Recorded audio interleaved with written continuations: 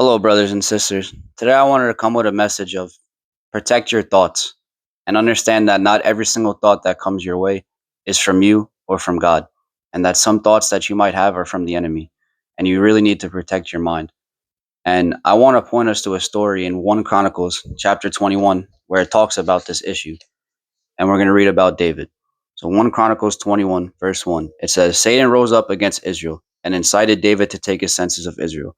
So David said to Joab and the commanders of the troops, Go and count the Israelites from Beersheba to Dan. Then report back to me so that I may know how many there are.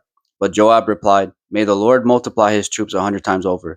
My lord the king, are they not all my lord's subject? Why does my lord want to do this? Why should he bring guilt on Israel? So interesting.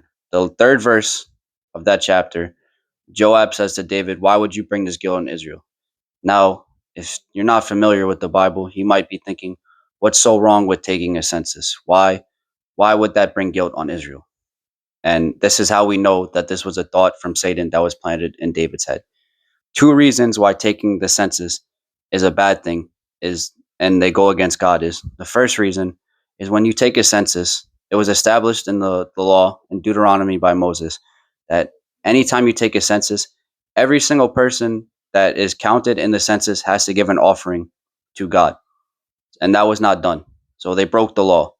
The second reason why taking the census is bad is because David will ultimately rely on his own thoughts and his own pride and his own wisdom of war to go and fight from now on. And what I mean by that is if David does this census and he's like, we have 1,000,000 troops. If he wants to go fight someone there and they only have 10,000 troops, he'll be like, oh, we can win that easily. They only have 10,000 troops. Or on the other side of that, and he's like, oh, I want to go conquer this land, but they have 2,000,000 troops. I shouldn't fight them. They're too powerful us. But if God asks him to go and fight those people that have 2,000,000 troops, he's going to be like hesitant now. He's going to be like, well, how are we going to win? We know we only have 1,000,000 men. He's going to get in his own way because he's going to have his own wisdom and his own knowledge and his own pride affecting him. And it will steer him away from the will of God. And ultimately, that is the message I want to provide to you guys today. That as time passes and you have thoughts in your head, you have to take the time to realize, is that thought really from you? Is that thought really from God? Or is that thought from the enemy?